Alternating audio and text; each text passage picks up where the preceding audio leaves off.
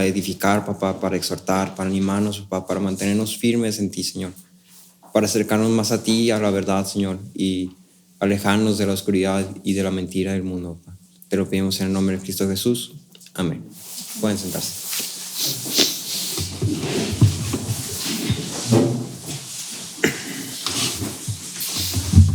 Muy bien.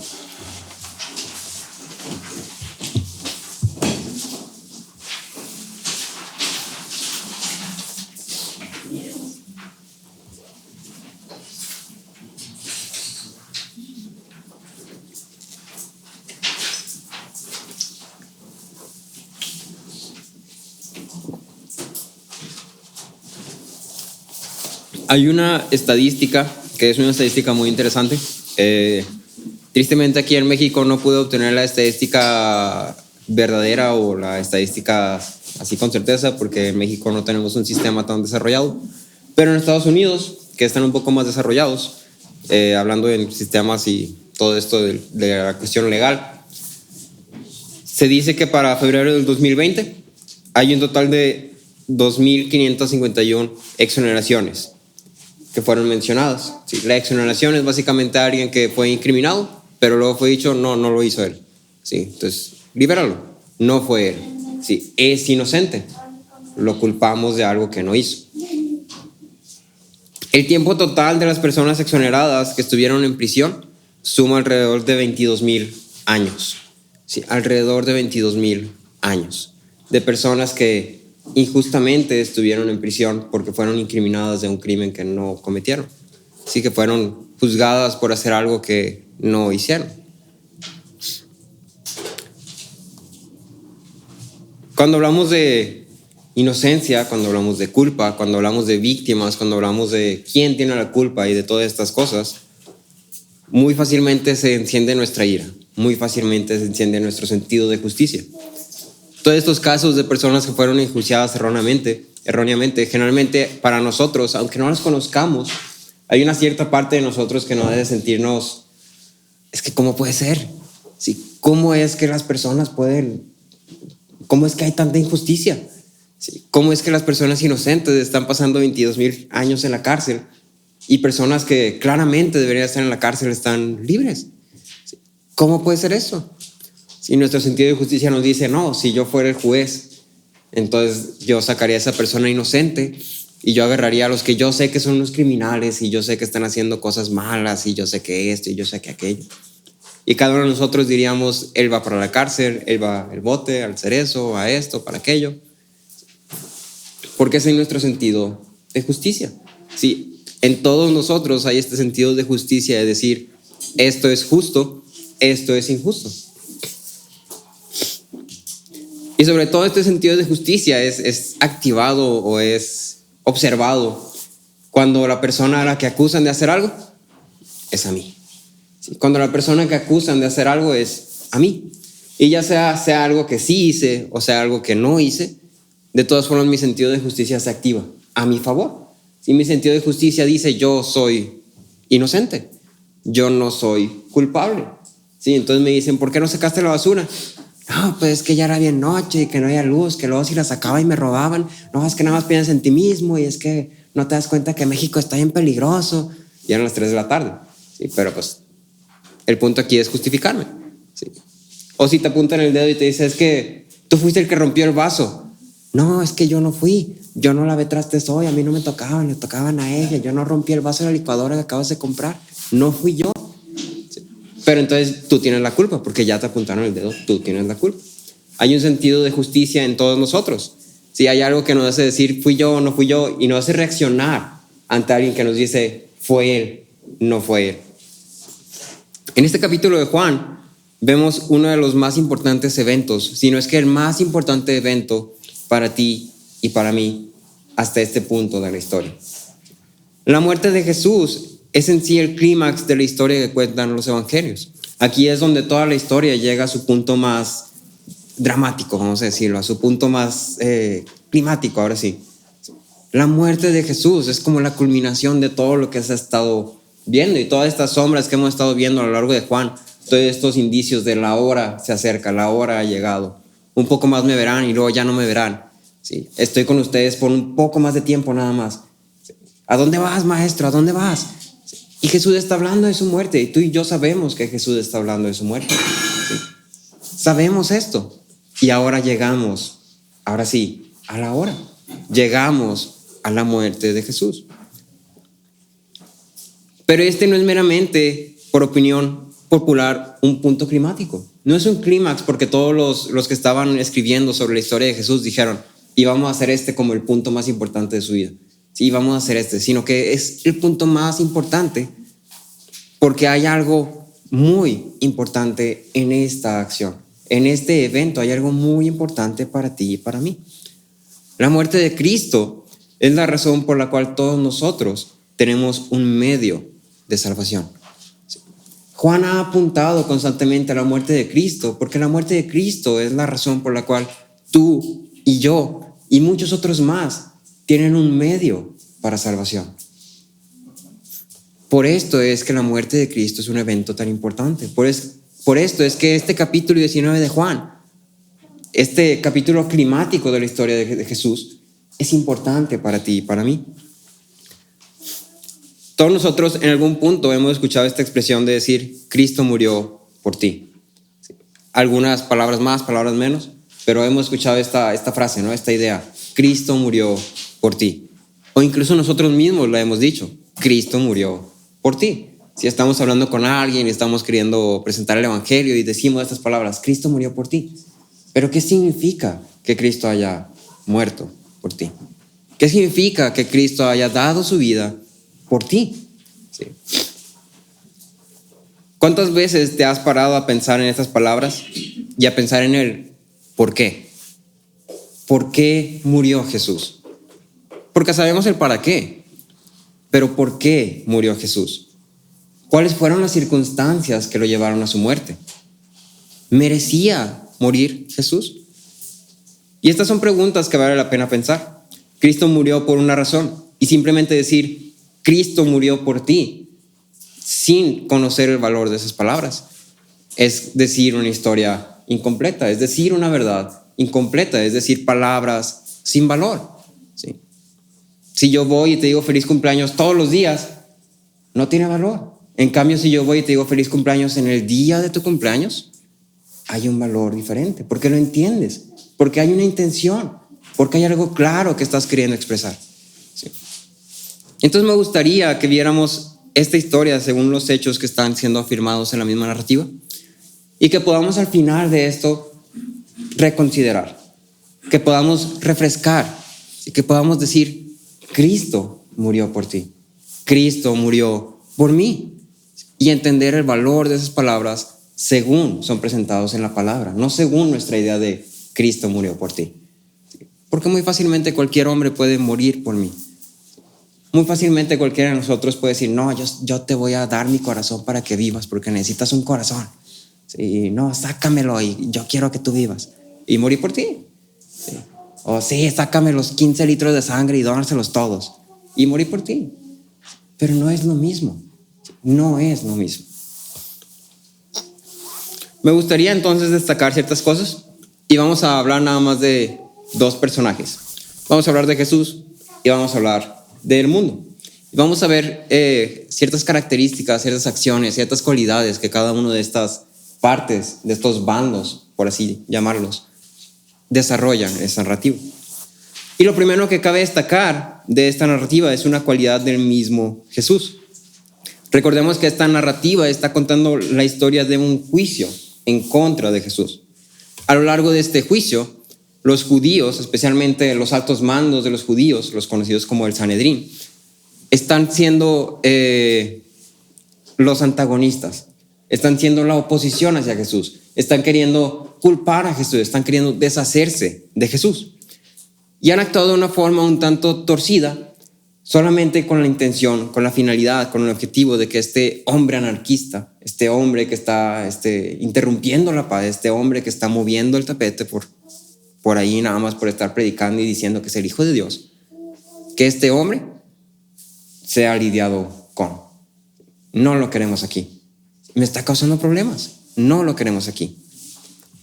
Y bajo este contexto de antagonismo, de oposición, podemos ver nuestro primer punto. Y este es el hecho de que Jesús era un hombre completamente inocente. Jesús era un hombre completamente inocente. Quiero aclarar que estoy diciendo era, porque estoy hablando en el sentido pasado de esta historia, en esta narrativa. Jesús era completamente inocente. Hoy en día Jesús sigue siendo un hombre completamente inocente, pero habla en pasado porque es una historia que está en pasado. En todos los sentidos de la palabra inocente, Jesús era un hombre completamente inocente. No había culpa alguna en este hombre. Tú y yo muy fácilmente podemos tener ciertas cositas que nos hacen no inocentes, ¿sí? Tú y yo fácilmente podemos recordar algunas ocasiones donde hemos hecho algo que simplemente nos hacen no inocentes. Sí, en cualquier circunstancia, en cualquier situación, incluso cuando no es tu culpa, si te acusan de decir algo, generalmente podemos decir, no soy inocente porque reaccioné mal. No soy inocente porque cuando me acusaron, respondí mal. Y eso ya inmediatamente me hace no inocente. En cambio, vemos a Jesús y vemos que en toda su vida, en toda su historia, en todo el Evangelio de Juan y los otros evangelios, no hay culpa alguna en Jesús. Jesús era un hombre completamente inocente. Nunca hizo nada que pudiera ser reprochable. En el aspecto legal, sus acciones eran completamente legales, eran completamente irreprochables.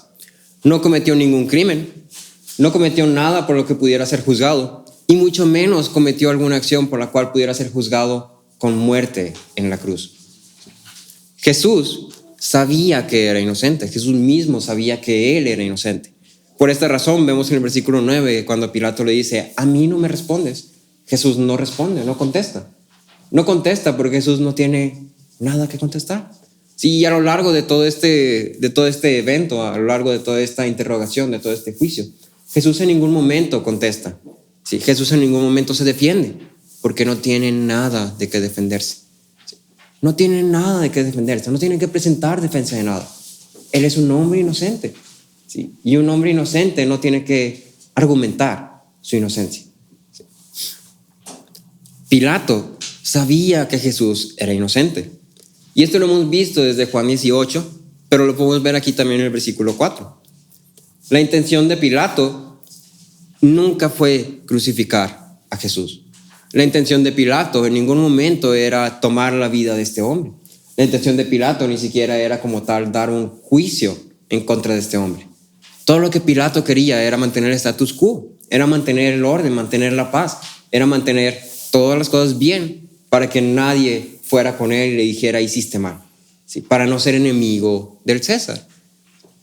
Pilato todo lo que quería era satisfacer las demandas de los judíos para que los judíos no hicieran un borlote, ¿sí? Y entonces viene el niño y te dice dulces, dulces, dulces, ¿sí? Y pues obviamente no le vas a dar dulces, dulces, dulces, pero le dices, mira, primero tienes que comerte tu plato y luego ya te doy un chocolate, ¿sí? Y ya el niño está satisfecho, ¿no? Bueno, pues come y luego ya un chocolate, ¿sí? Pilato era algo así. Él quería satisfacer las demandas de los judíos, pero los judíos básicamente no estaban satisfechos con nada excepto con la muerte de este hombre, un hombre inocente. Y entonces sobre esta parte de Pilato específicamente me gustaría hacer mención de algo, de unas cuantas cosas, ¿no? Lo primero es que no sé si te das cuenta que el capítulo comienza diciendo que Pilato envió a azotar a Jesús. Y parece ser como una incongruencia en la historia, ¿no? Porque fue azotado y luego fue llamado inocente y luego otra vez fue enviado a la cruz. Y aquí la respuesta está en que básicamente la idea de Pilato era castigar a Jesús, aunque fuera inocente, con el propósito de que los judíos pudieran apaciguarse, con el propósito de que los altos mandos de los judíos dijeran, bueno, ya lo castigaron, ya aprendió su lección, ya ahí queda, sí, todo bien, tablas. Y entonces aquí vemos algo interesante. En la cultura romana habían 3 tipos de azotes, ¿sí? 3 tipos de castigos de azotes. El primero era un azote que era un azote considerado ligero, de grado 1, ¿no? Y era básicamente como si llevaran a la persona que hizo mal y la azotaban con látigos, pero la azotaban ligeramente, Sí, era simplemente un pequeño castigo, por así llamarlo. ¿Sí?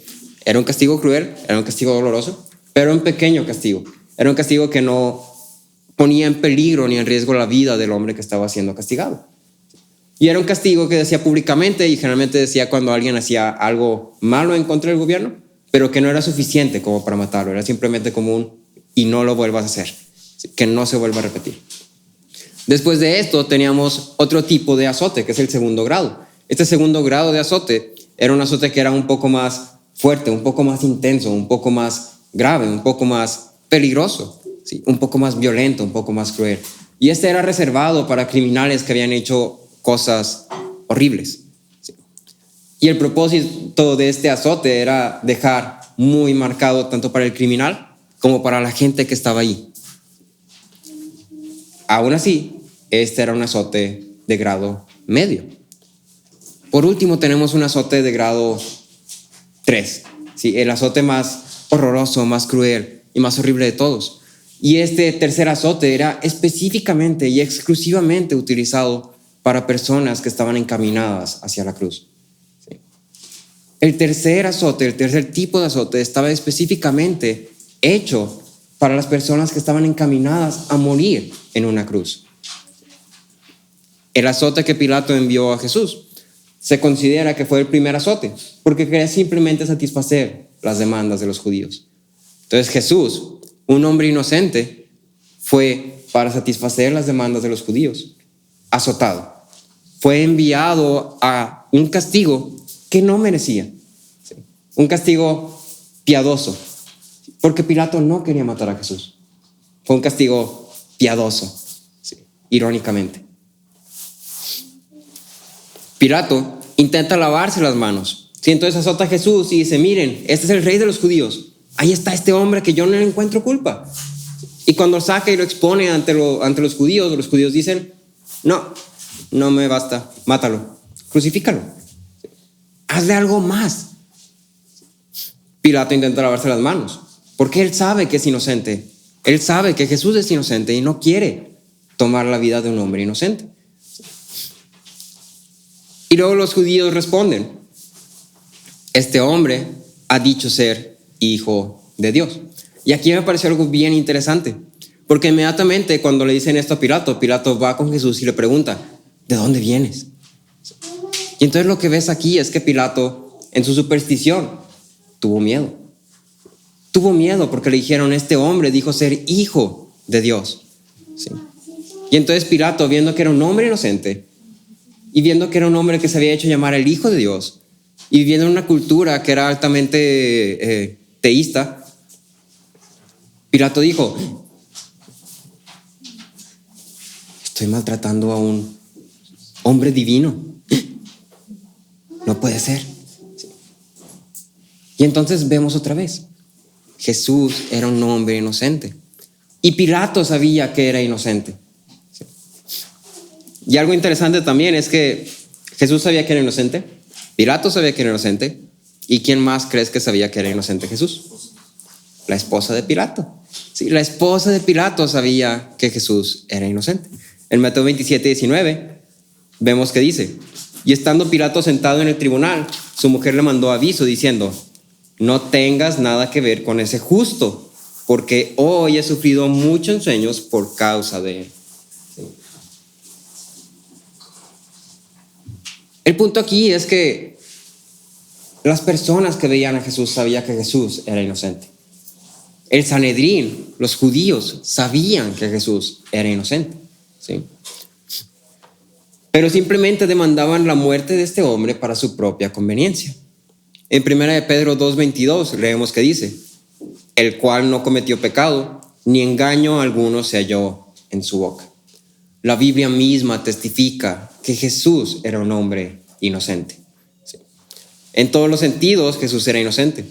El mundo mismo atestiguaba que Jesús era un hombre inocente. No había culpa en él, y a pesar de esto, el mundo eligió primero a Barrabás, un hombre que claramente era culpable, antes que a Jesús.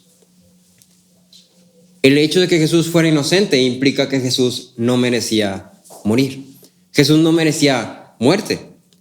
En Romanos 5:12 vemos que Pablo explica que la muerte entra por causa del pecado. ¿Sí? Y el pecado entró por causa del pecado de Adán. ¿Sí? Adán pecó y ahora todos nosotros hemos pecado. Y ahora como Adán pecó y todos nosotros hemos pecado, todos nosotros merecemos muerte. Pero Jesús no es igual. Jesús nunca pecó. Jesús no merece muerte. Jesús no estaba, en la forma humana de decirlo, Jesús no estaba destinado a morir. ¿Sí? Jesús no merecía morir porque nunca pecó. Pero a pesar de esto, el mundo envió a Jesús a su muerte. Ahora, la muerte de Cristo, me gustaría destacar algunas cosas particularmente. La muerte de Cristo no fue una muerte común y corriente, así como la que vemos alrededor de nosotros. La muerte de Cristo fue una muerte, primero que nada, física y real.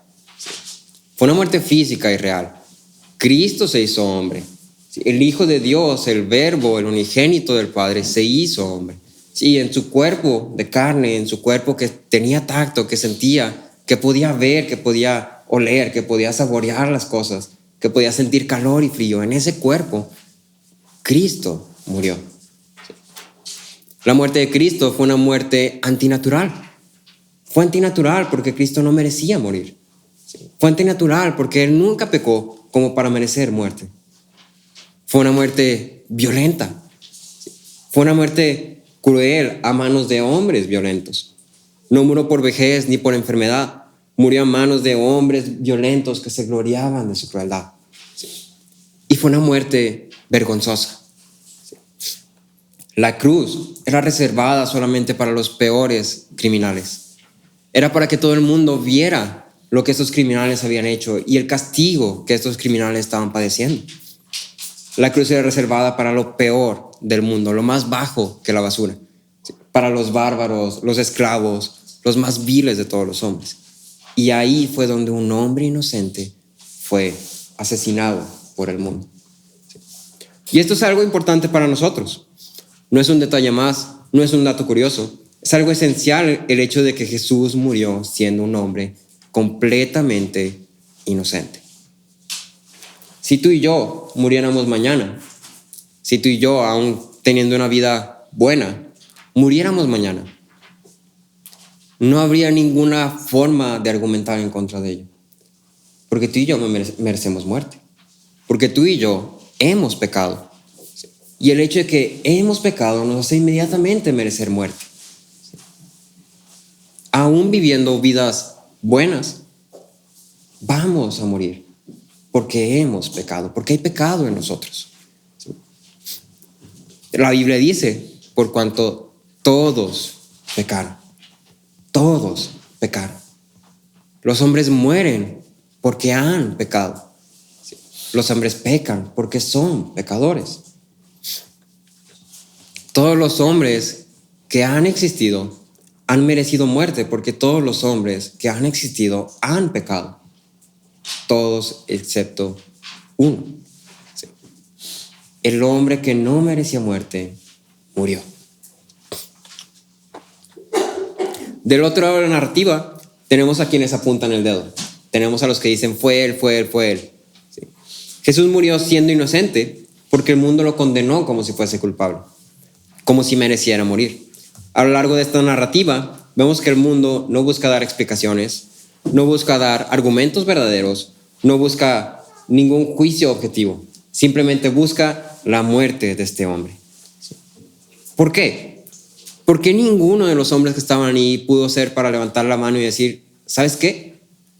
Se me hace que a lo mejor opino, que tal vez no hizo nada, que tal vez no merece morir, que tal vez nosotros estamos queriendo incriminarlo, que tal vez es inocente. ¿Por qué todos los hombres de repente dijeron, como mágicamente y misteriosamente, no, ¿sabes qué? ¿Todos de acuerdo? Sí, todos de acuerdo. Muy bien. ¿Culpable? Eres. Sí. Pilato, quien tenía autoridad para dar el veredicto de este juicio, repetidas veces intentó liberar a Jesús. Pero el mundo, siendo el mundo, simplemente no pudo soportar el hecho de que este hombre se fuera libremente.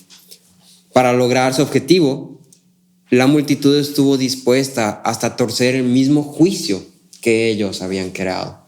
Estuvo dispuesta a torcer la misma verdad que ellos habían creado. Su sistema de justicia, el sistema de justicia que ellos habían hecho, formado desde la tierra y dicho, así va a ser las cosas, así, así, así, así. Ese mismo sistema, el mundo estuvo dispuesto a torcerlo con el fin de que este hombre fuera crucificado. Cuando les fue presentado el veredicto de Pilato, cuando Pilato dijo, miren, este hombre, no encuentro culpa en él, ya lo latigué, ya déjenlo así. ¿Sí? El mundo dice, no, crucifícalo. ¿Sí? Y en esta reacción del mundo, quiero que observemos dos cosas. Que estas dos cosas son ideas que en Juan han sido muy explícitas, muy enfáticas y muy importantes. Lo primero que podemos ver es que el mundo odia a la luz. El mundo odia a la luz. Desde el inicio del Evangelio de Juan podemos ver que esto es algo que no es inusual. ¿Sí? El mundo rechazó a Jesús porque por su vida, por su predicación, por su inocencia, Jesús evidenciaba la maldad del mundo. El mero hecho de que Jesús estuviera ahí en medio de ellos evidenciaba la maldad del mundo. En Juan 3:20 leemos que dice, todo el que hace lo malo odia la luz y no viene a la luz para que sus acciones no sean expuestas. Jesús estando ahí, la luz estando en medio de las tinieblas, iluminaba las acciones malas de estos hombres. Y el mundo no quiere que sus acciones sean expuestas. Y entonces, ¿qué hace? En vez de corregir sus acciones, en vez de ir a la luz, en vez de decir estoy mal, lo más fácil, lo más conveniente, lo más rápido, apaga la luz. Apágala y que nadie vea. Apágala y hacemos como que nunca pasó. Apágala y cada quien sigue en lo suyo, ¿sí? Sin saber lo de los otros. Existe un dicho que dice, la ignorancia es una bendición. ¿Sí? Y básicamente te explica que a veces, en ciertas cosas, es mejor simplemente no saber. ¿Sí? A veces es mejor no saber, es mejor estar en ignorancia de las cosas. ¿Sí? A veces es mejor no saber porque si no sabes, no eres responsable. Si no sabes que pasó esto, no tienes que hacer nada al respecto. ¿Sí? Porque no sabes. Y entonces cuando alguien te diga, oye, ¿por qué no hiciste algo? No, es que no sabía. La excusa perfecta, ¿no? No sé. ¿Sí? O ¿por qué no hiciste esto que hay que hacerse? Ah, no, pues que no sabía que había que hacerse. La excusa perfecta. ¿Sí? Y entonces, conocer algo nos obliga a que respondamos a ello. Conocer algo nos obliga a que respondamos a ello. Si yo sé que la estufa se quedó prendida en la noche, no puedo dejarla prendida. Tengo que ir a apagarla. Aunque no sea mi responsabilidad, aunque no me corresponda a mí apagar la estufa, si yo sé que está prendida, tengo que ir a apagarla. Si yo sé que el refri se quedó abierto, tengo que cerrarlo. Si yo sé que hay una fuga de agua, tengo que hablarle a un plomero, tengo que hacer algo al respecto. No puedo simplemente dejarlo. En cambio, si yo nunca me doy cuenta que la estufa se quedó prendida, a ver, ¿cómo le hace? Si yo nunca me doy cuenta de que se quedó el refri abierto, no sabía. Sí, muy fácil. No es solamente en una cuestión de que el mundo estaba siendo evidenciado, no solamente en una cuestión de que el mundo estaba siendo expuesto ante su ignorancia. Sí, el mundo estaba perdiendo su excusa perfecta. Era también una cuestión de temor, a verse obligados a responder ante el juicio que Jesús presentaba. Un temor a tener que responder a la gloria de Dios expuesta ante ellos. ¿Sí? Cuando el mundo vea el Hijo, en Juan 1:14 dice, el Verbo se hizo carne, habitó entre nosotros y vimos su gloria, gloria como del unigénito del Padre, lleno de gracia y de verdad. Cuando el mundo ve al Hijo, ve la gloria de Dios y tiene miedo. Y tiene miedo. Dice, esto es terrible. Esto es terrible porque yo no estoy a la par. Esto es terrible porque si esto es verdad, estoy frito. Y entonces prefiero la ignorancia. Prefiero que ocultes esto y que digas que no es verdad y vamos a tacharlo como que es mentira porque tengo miedo de que sea verdad. El mundo teme de quién es Dios. El mundo teme de la mera idea de Dios. El mundo rechaza a Dios porque el mundo tiene miedo de que Dios exista, de que Dios sea real. Porque si Dios es real, el pecado es real. Si el pecado es real, la muerte es real. Si la muerte es real, el castigo es real. ¿Sí? Entonces, ¿qué es lo más fácil? Que Dios no exista. Que Dios no exista y vivo en ignorancia. Al verlo desde este punto de vista, tiene sentido la reacción del mundo. ¿Quién querría tener en medio de ellos a un hombre que su mera presencia lo está condenando todo el tiempo? Es mucho más fácil el rechazar e ignorar la confrontación al deshacerse del confrontador. Si no lo veo, existe. No lo vi, no cuenta. El mundo prefiere al mundo. Este es nuestro segundo punto, nuestra segunda cosa a observar. El mundo prefiere al mundo. El mundo prefirió lo que encontró en el mundo. El mundo juzgó a Cristo de acuerdo a la justicia del mundo. Para ellos, César era rey. Prefirieron un rey que se impuso a sí mismo como rey y aceptaron por conveniencia, por la conveniencia de su reinado, que al rey de la promesa. Prefirieron al rey del mundo que al rey del reino de los cielos, por la conveniencia. Prefirieron el mal que había en el mundo, el mal que les dejaba hacer como ellos lo hacían. Así que les dejaba estar en lo de estatus alto, que les dejaba robar, mentir, hacer, deshacer, como ellos quisieran. Preferían el rey que les daba libertad. En Juan 3:19 vemos que dice, este es el juicio, que la luz vino al mundo y los hombres amaron más las tinieblas que la luz, pues sus acciones eran malas. ¿Sí? El mundo prefirió al mundo, y todo esto simplemente por una razón, que como tú y como yo, a nadie le gusta que lo confronten. A nadie le gusta que le digan, que lleguen y le digan, estás mal. A nadie le gusta que lleguen y le digan, te estás equivocando en esto. Sí, creo que estás haciendo esto mal. Creo que no deberías. Creo que deberías hacer esto. Sí, creo que estás fallando en esto. A nadie le gusta que lleguen y le digan algo así. Y ahora imagínate que llega alguien y que su mera presencia constantemente está diciendo, no mereces nada bueno. Mereces la muerte. Eso es todo lo que mereces. Y entonces claramente su reacción es razonable, pero es culpable. En su juicio, el mundo vio a Jesús como una amenaza, no como un salvador. Tuvieron miedo de la luz, amaron más las tinieblas y lo que tenían en el mundo. Quisieron hacerse ignorantes de la verdad.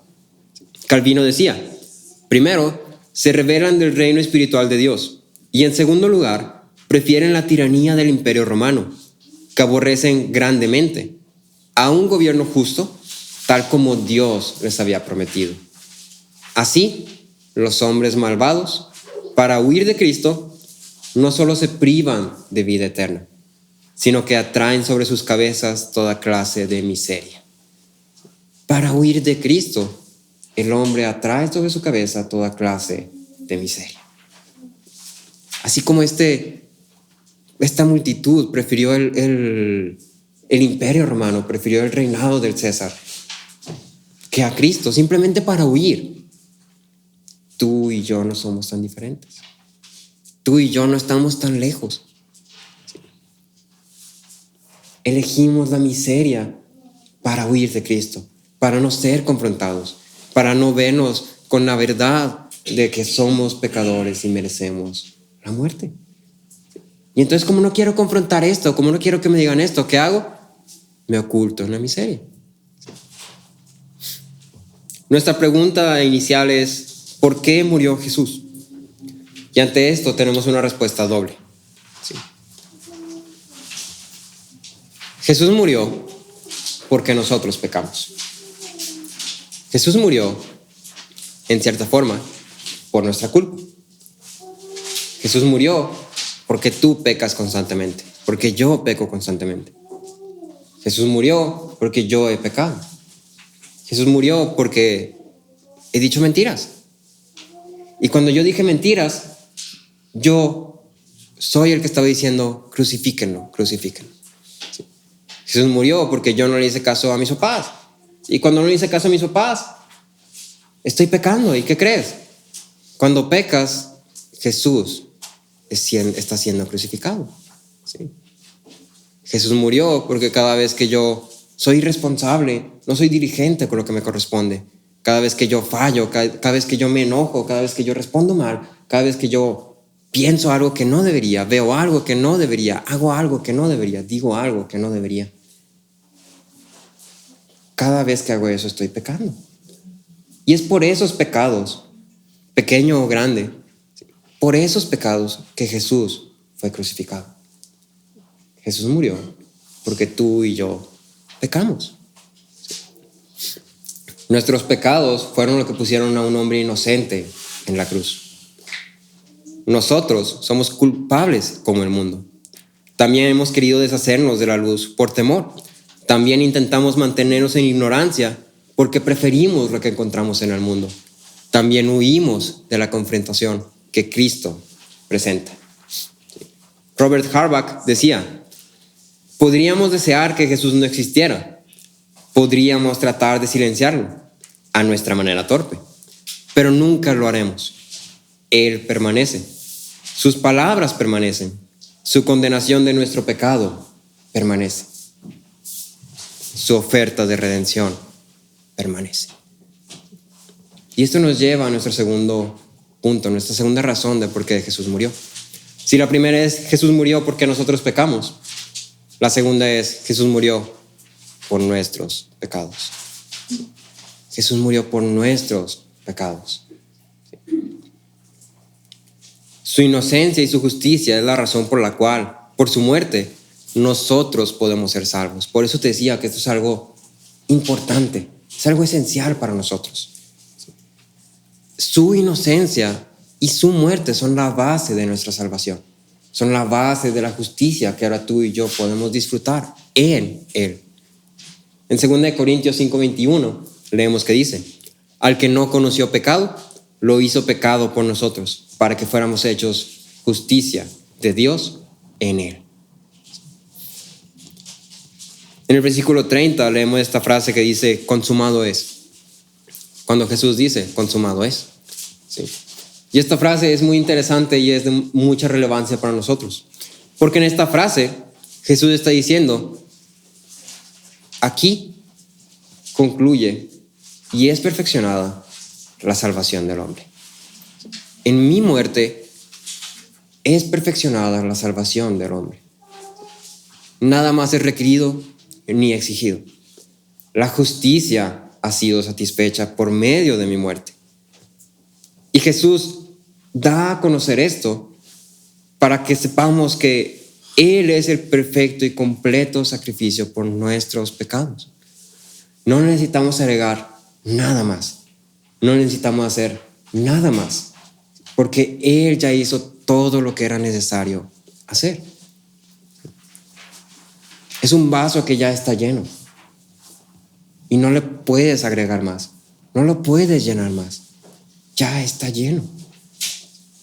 Y lo único que necesitamos es poner nuestra fe en Él. Jesús murió voluntariamente en la cruz aun cuando Él no lo merecía. Y esto lo hizo por cada uno de los que han de creer en Él. Su muerte fue una muerte injusta y voluntaria para alcanzar la salvación de todos los suyos, pagando por los pecados de todos los suyos. Jesús murió a pesar de nuestro pecado, por amor a nosotros. Y concluyo con esto. Jesús no murió por los inocentes. Jesús no murió por los merecedores. No murió por los dignos. Jesús murió por los pecadores, por los culpables, por los que merecen muerte. Sí, tú y yo somos estos tres. Jesús murió sabiendo lo que cada uno de nosotros somos. Murió conociendo lo más oscuro de nuestros corazones, conociendo nuestras faltas, nuestros errores, nuestra vergüenza. Jesús murió voluntariamente, por amor, por personas así. Jesús no te está pidiendo perfección, porque Él sabe que eso no puedes alcanzar. Él la alcanzó por ti. Él la alcanzó para ti. Y lo único que te pide es, cree en mí. Cree en lo que yo he hecho. Cree en mis palabras. Eso es lo único que te pide. Oramos para terminar. Padre, te damos las gracias porque eres bueno, Señor. Te damos las gracias porque eres un Dios maravilloso, papá, lleno de gracia, papá, y bondad. Porque nos has demostrado tu amor al enviar a tu Hijo, papá, a morir por nosotros, Señor, que somos pecadores, que somos culpables, papá. Porque por medio de su vida, papá, por medio de su inocencia, por medio de su muerte, papá, ahora tenemos una base para salvación, Señor. Porque por medio de Él podemos ser salvos, podemos ser justificados y podemos disfrutar de estar en tu presencia, Señor. Te pedimos que esto que estamos escuchando, papá, sea algo que obre en nuestros corazones, papá, y que todos los días de nuestras vidas podamos recordar que éramos culpables, papá, que no éramos inocentes, que somos pecadores, Señor, pero que Cristo, en su gran amor, voluntariamente entregó su vida por personas como nosotros, Señor. Sabiendo lo que éramos y sabiendo lo que seríamos, Él entregó su vida por amor de nosotros, papá. Te lo pedimos en el nombre de Cristo Jesús. Amén.